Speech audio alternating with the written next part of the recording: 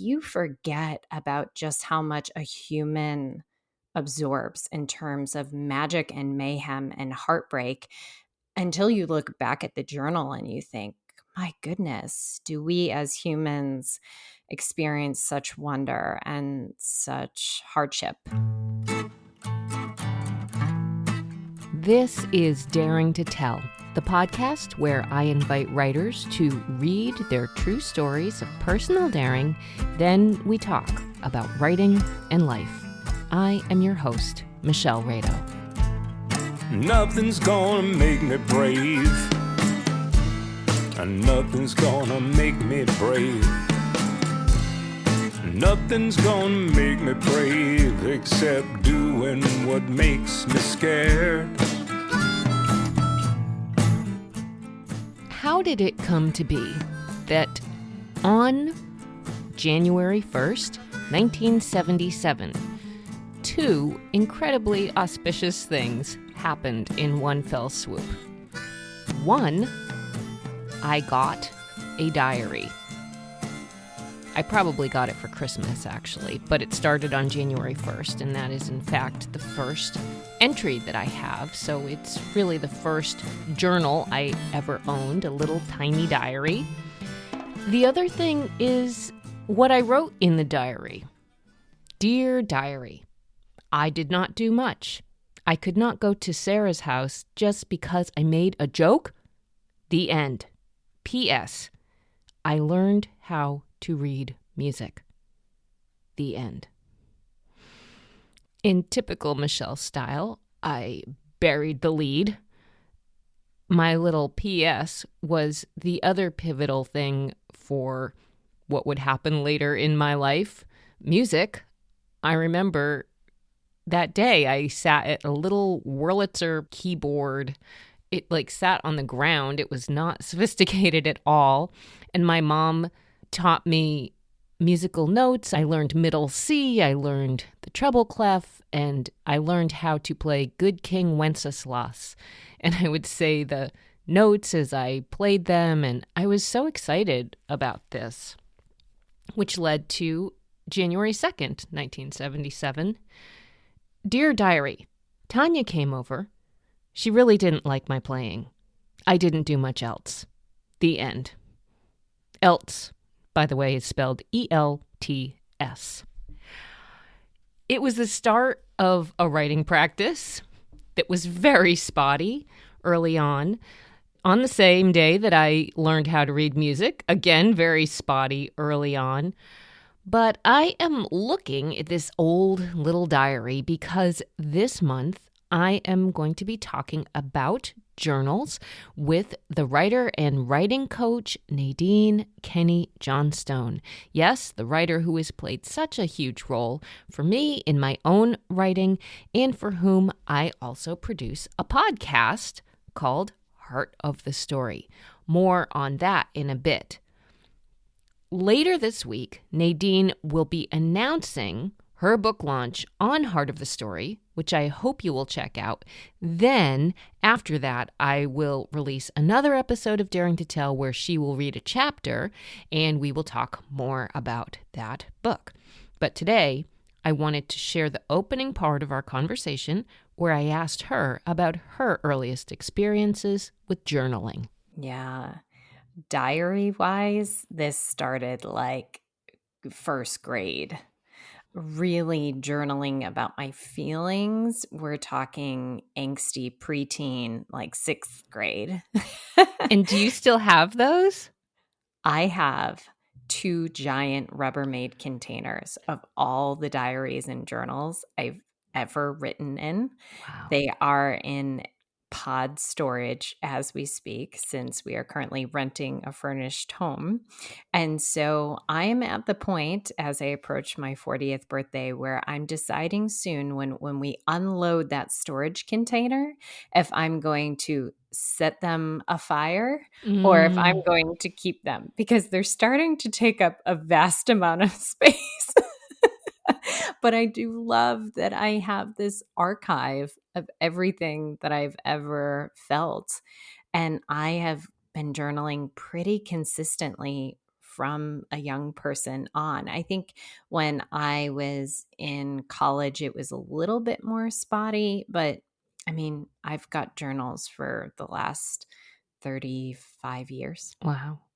When was the last time you looked at them, or do you recall what they look like, or do you remember things that you wrote? I mean, I'm just wondering the content as much as you remember from those very early little girl Nadine days.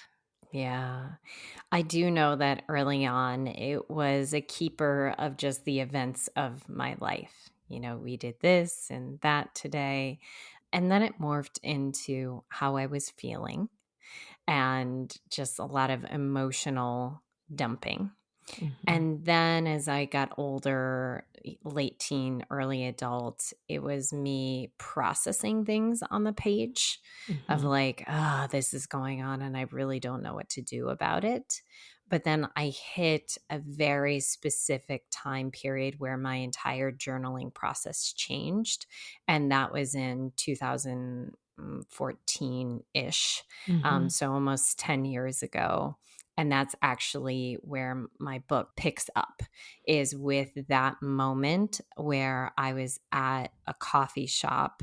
We had just moved from Massachusetts to Chicago, and my life was very uncertain because there were many things that were unknown. I just interviewed for a professor job, didn't know if I was going to get it, didn't know how my nature loving husband would adjust to living deep in the city, like we were in the mhm. city, didn't know how my 1-year-old son would adjust, didn't know if our home in Massachusetts would sell, or if we'd have to carry that mortgage and our rent. I mean, everything that you can imagine was just up in the air. And I pulled out my journal, as I always would, and I just started writing in a way that I had never written, which is that I started writing a letter from my wiser self to my present self.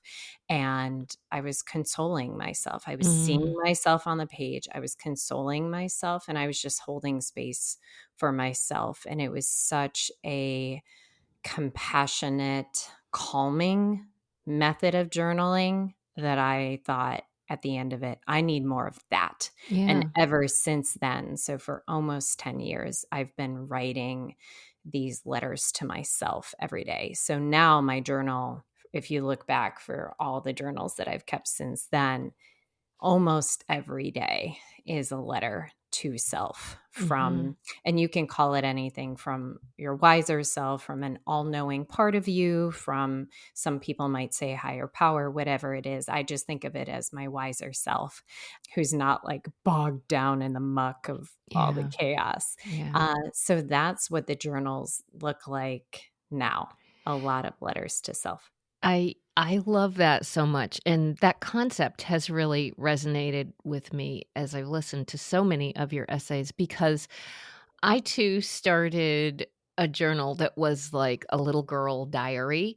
I think Mhm. I was in 4th grade. I'm trying to remember, something like that.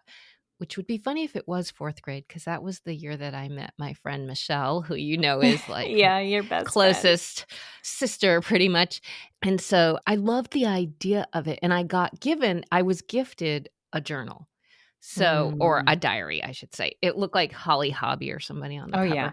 and Mhm. each day it had the date printed at the top of the page. So, Mm. it was guided in the to the extent that it was like, "Okay, what's today?"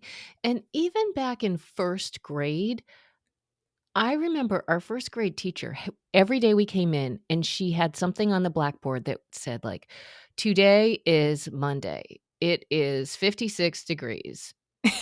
I like, it was something about the weather, something that was gonna happen, and we had to copy it down in our little blue books. There's maybe like 4 or 5 lines, and it was such a slog. We were always like, "Oh." There was even one time when we came in, and it must have been I was not football is the only sport that got watched in my house as a child. And maybe it was the opening day of baseball. I don't know. But there was a day we walked in. It's funny. I really remember this. And she had the lyrics to the entire Take Me Out to the Ball Game song on the blackboard. And we all came in and we were like, that's too long. We can't read all that. Anyways, I digress in my little memories. But because there's something about imprinting, that practice of writing every day, that then speaks to us and me too, because I go, okay, well then I had every day I had a date, and I would say, today, I went to school. Oh God, it's got embarrassing things about the boy I had a crush on at the time. Oh yeah, And Michael then, Kleinek. oh, I mean, awful. I'm not even gonna say his name. All right, I'll say it. Ronaldo. Oh boy, Ronaldo. I was just all about Ronaldo.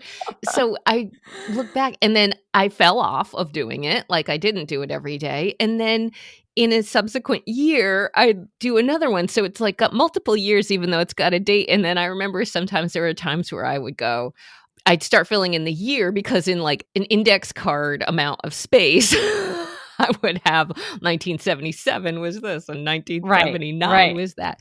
And eventually, I suppose I ran out of, and I still have tons of blank pages anyways.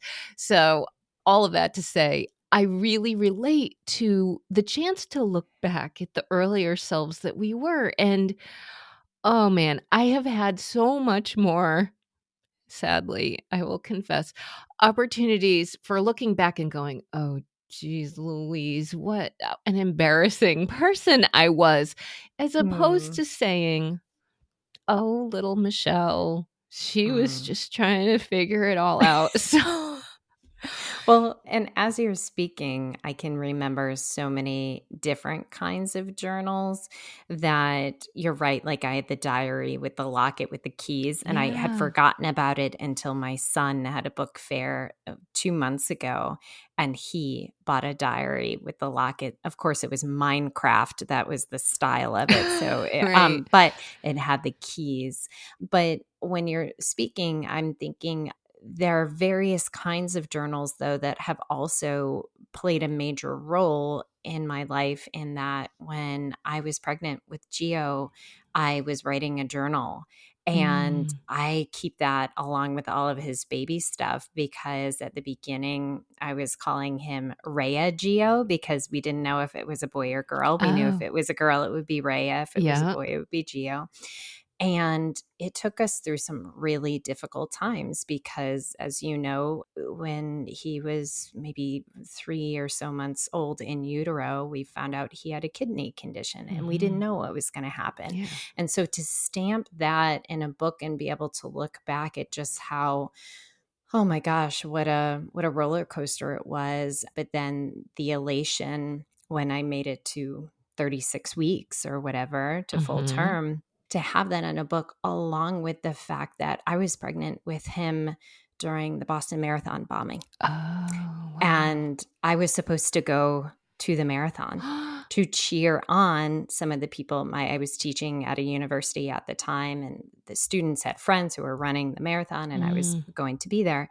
And so, like, that book, that little short journal, contains such high highs and such low lows. Yeah. And it's like you forget about just how much a human absorbs in terms of magic and mayhem and heartbreak, until you look back at a book and you go, oh my gosh, you look back at the journal and you think, my goodness, do we as humans experience such wonder and such hardship? And there are also times when the journal can act as an extension of love. So there was a year in our early marriage with Jamie and I when money was tight and we didn't have much extra funding for an anniversary gift. And we knew that this was the case. And so I said, you know what? Let's give each other journals. And then for the next weeks and months, every week we could just write something in the journal. And then during our anniversary, we can give it to each other. And so I picked out a journal for him. He picked out a journal for me. And on Sundays, we would sit opposite each other in separate recliners, and we would write a note to each other, not say what we wrote. And then at the anniversary, we gave it to each other. And so we had almost 50 entries of love. Oh And like my that God. stays in our safe. Like you've got the birth certificate, social security card, and that journal from each of us. I So it's like the love that. journal can be everything. Yeah. That is beautiful. That Mhm. is really, really lovely. It is. It's a piece of us. Mhm. And it's a piece of us that I think that you and I have had some similar things on our mind lately, thinking about, I will say, meditation. And Mhm. I think that it's a similar, like, okay, how can I hold the tough stuff, the beautiful stuff, the mundane stuff all Mhm. at once?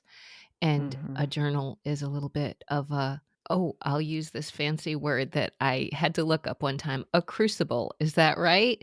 It's a Ooh. crucible for that, I think. It's a container, it's a place to pour it all into. And the journal has the power to hold it all. And, oh man, I'm still trying to learn the lesson of having gentleness and patience for Mm. ourselves. But the journal is a place where that can happen. All right, that's where I'm cutting us off right now. My parting words for Nadine at this moment in this conversation: do not burn the journals. Don't burn them. Oh, what will happen next? I hope you will listen to Heart of the Story, Nadine Kenney Johnstone's weekly podcast that will come out, where she will make the announcement about her upcoming book. Right after that, I will put out the remainder of our conversation and her reading a chapter from her book that I will not tell you the name of yet. You have to check out her podcast in order to get the name and the release date. All right, more coming at you in another week. Thanks for daring to listen.